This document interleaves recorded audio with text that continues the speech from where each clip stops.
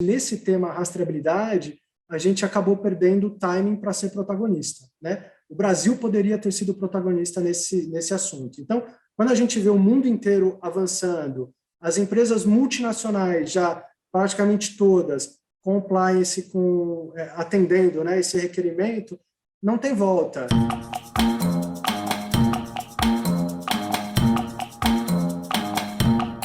Estamos aqui com mais uma conversa de mercado da FC Pharma. E nessa semana estamos falando das exigências da Anvisa referente à rastreabilidade de medicamentos. Bom, rastreabilidade de medicamentos é uma exigência da Anvisa que entra em vigor agora em abril de 2022. E nessa conversa nós vamos discutir o que a indústria farmacêutica precisa fazer até lá, como que a Anvisa vem se posicionando sobre esse assunto e qual o momento do mercado em relação à rastreabilidade de medicamentos. E é claro que trouxemos um expert no assunto aqui para conversar com a gente, então dou as boas-vindas e agradeço já ao Diego Camargo, que é Head de Estratégia na Optel Group. Diego, obrigada, bem-vindo. Agradeço o convite, Nádia, obrigado pela oportunidade de falar um pouquinho mais sobre esse tema para o mercado e fico à disposição de vocês, para mim realmente é um prazer poder participar desse bate-papo aí. Prazer é sempre nosso, Diego. Bom, eu tenho várias perguntas aqui para você e eu começo com, foram tantas idas e vindas no que tange a lei de rastreabilidade de medicamentos aqui no Brasil, né? Explica pra gente de onde é que a gente partiu, onde é que a gente está agora. Contextualiza isso um pouco pra gente. Começamos bem, né? Essa pergunta é um pouco complicada, por quê? A gente fala de rastreabilidade no Brasil com firmeza desde 2009. Né? Então, desde 2009, existe uma regulamentação que fala de rastreabilidade, os conceitos foram evoluindo muito ao longo dos anos, né? A gente está falando aí de 12 anos de discussão, de regulamentação, então faz bastante tempo, e a Anvisa foi amadurecendo. Em 2009, os requerimentos eram tanto quanto confusos, impraticáveis, né? E aí, com o amadurecimento do tema, tanto mundialmente quanto localmente, a Anvisa foi trilhando novos caminhos. Hoje, o conceito que a gente tem de rastreabilidade para o Brasil é um conceito praticamente mundial. Existe uma homogeneidade, né, em tudo que a gente está implementando. Então, basicamente, a gente fala de serialização, que é a unitarização da menor unidade de venda. A gente fala de agregação, que é juntar essas menores unidades de venda dentro de uma caixa de embarque, dentro de um pallet, eventualmente, né? Então, são conceitos que foram amadurecendo ao longo desse tempo e hoje a rastreabilidade está prevista para ter o prazo final de implementação abril de 2022, depois de uma década aí de discussão, né? E, Diego, na tua opinião, você acha que a Anvisa pode, mudar esse prazo de abril de 2022? A Anvisa ela não tem poder para mudar esse prazo. Como se trata de uma lei, quem precisa alterar isso é o Congresso, né? Existem algumas iniciativas do Congresso em relação a isso, inclusive hoje a gente teve a notícia de que um dos projetos de lei começou a tramitar com maior celeridade dentro do Congresso.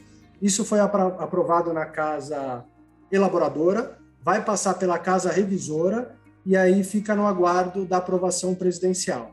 Esse projeto de lei prevê a postergação do deadline em 3 anos, então as indústrias ganhariam mais 3 anos na implementação, né? O que é importante a gente frisar quando a gente fala em mudança de prazo?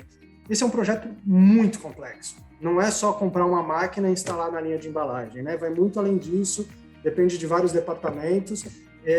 Quanto antes começar, melhor. 3 anos vão passar muito rápido para um projeto desse porte, tá? Bom, e na tua opinião, então, o que as empresas farmacêuticas já deviam estar fazendo nesse momento? Já deviam ter começado há muito tempo. Quando a gente que vive um pouco da indústria farmacêutica, né, e conhece, a gente sabe que é um mercado muito exigido, ainda mais em época de pandemia, né? A gente sempre tem algum evento no Brasil, já passamos por Zika, passamos por dengue, agora estamos falando de Covid. Então, a área de saúde é muito exigida em um país como o Brasil, do tamanho do Brasil, e as empresas elas estão muito focadas em entregar, em fazer o dia a dia, né? Não tem nenhum recurso humano ou financeiro nessas indústrias esperando um projeto que vai chegar. Todos eles já estão engajados em projeto. Então, se a gente conseguir engajando essas pessoas por algumas horas por semana, algumas horas por dia, para já ir discutindo esse projeto, entender o conceito da serialização e da rastreabilidade, entender como isso vai impactar performance, processo de trabalho, é fundamental. Então, para vocês aí que estão nos vendo, que não falaram de rastreabilidade ainda, não tem ideia do que a gente está discutindo aqui, vocês estão atrasados, tá? Para vocês que já começaram a discutir, vocês também estão atrasados, mas já estão um pouquinho à frente. Então, as empresas têm que elencar um líder de projeto para começar a acionar fornecedores, entender um pouquinho o que cada um consegue fazer e desenhar, mapear esse projeto e ter minimamente um cronograma de implementação, né? Bom, tem muita complexidade aí nessa implementação. E minha pergunta é, você acha que vai ter faseamento na implementação da rastreabilidade ou não? Esse é um modelo que alguns países implementaram e deu certo. O faseamento faz muito sentido. Aqui no Brasil, a gente chegou a discutir em algumas oportunidades o faseamento. Então, fazer serialização primeiro, depois agregação, ou fasear por porcentagem de produção, quantidade de linha de embalagem, mas isso acabou não prosperando. Então, o modelo que a gente tem hoje é implementação total. Não tem possibilidade, nesse momento, de faseamento, salvo se tramitar mais alguma regulamentação, se a Anvisa mudar de direcionamento, ou o Congresso trouxer mais alguma novidade para a mesa. Então, hoje, a gente trata o projeto como um único pacote. Trazendo talvez uns pontos mais importantes, né? O que as empresas, então, precisam se atentar nesse processo de implementação da rastreabilidade? Legal.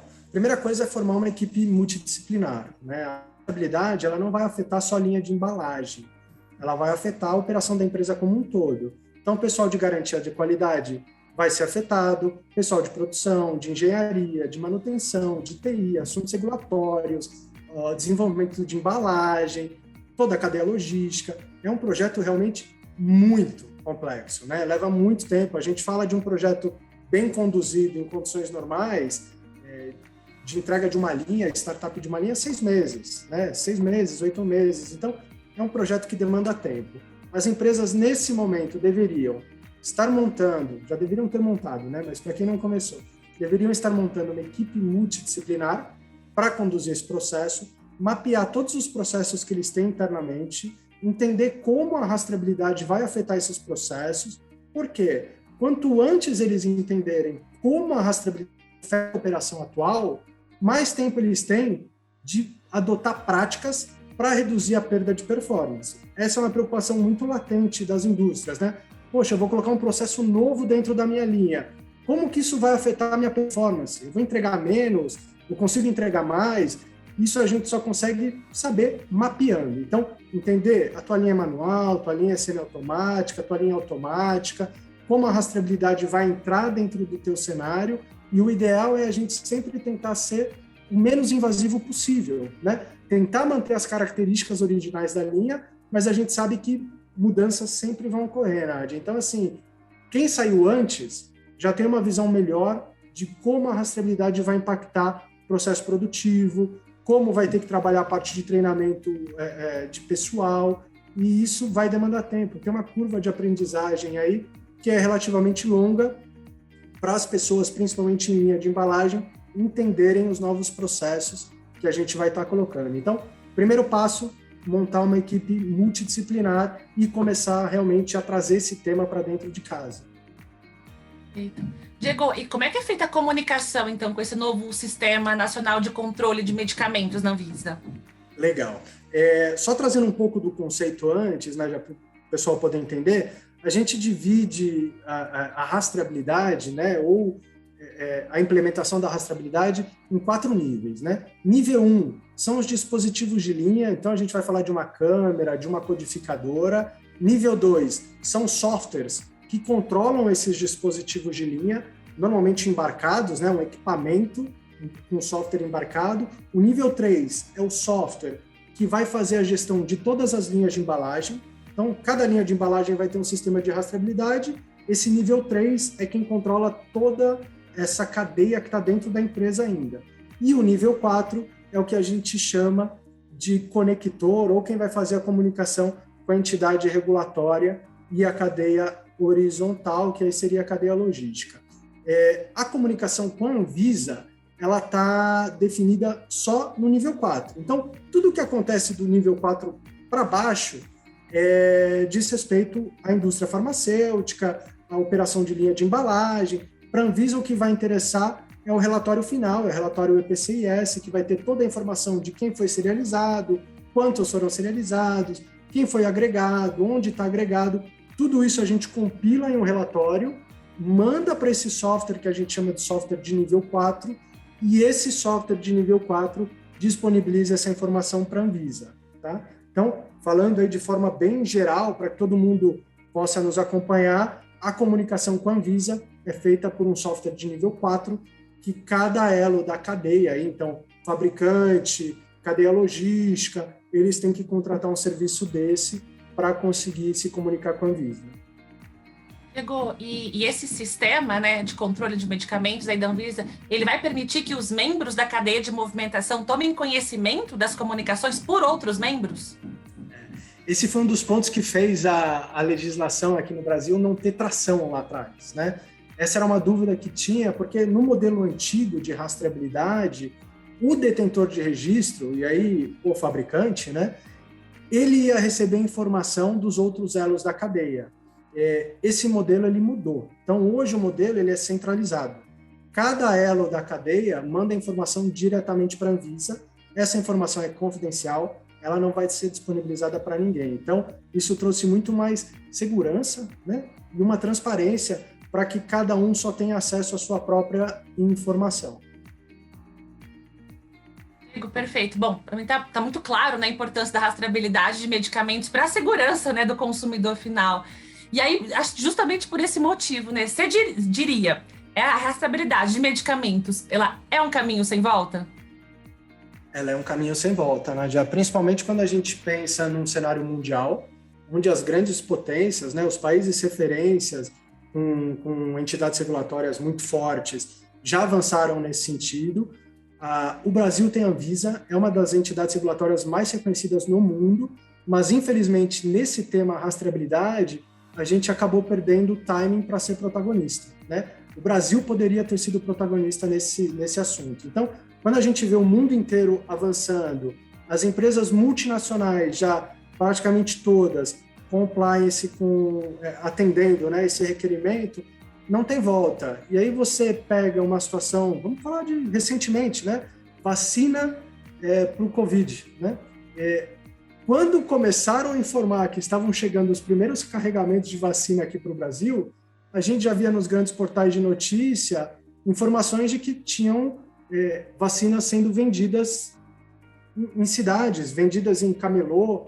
Como que você pode conceber algo desse, né? A gente está falando de um problema seríssimo de saúde pública, também de segurança pública. Nós temos uma ferramenta que vai dirimir esse problema, não vai acabar, né? É muita presunção imaginar que a rastreabilidade vai eliminar 100%, não vai, mas vai trazer muita segurança, vai melhorar muito essa parte de combate à falsificação e contrabando. E a pandemia trouxe para a gente esse cenário, né? Pessoas desesperadas para ter acesso à vacina, e aí você tem gente aproveitando desse desespero para vender produto falsificado, contrabandeado, sabe-se lá a origem disso, e a gente já tem conhecimento, já tem possibilidade de combater isso, mas pelas idas e vindas da Anvisa, pela falta de tração de mercado, até pelo próprio lobby da indústria, isso foi ficando em segundo plano. Infelizmente, até hoje a gente não tem o mercado 100% adaptado, mas eu não tenho dúvida que não tem volta, não tem volta, né? Até porque muitos grandes players do Brasil já adotaram essa tecnologia. Diego, perfeito. Queria agradecer muito a tua participação aqui. E se você quiser trazer algum outro item que não estava nas minhas perguntas, algum complemento, fica à vontade. Nádia, eu agradeço muito a oportunidade.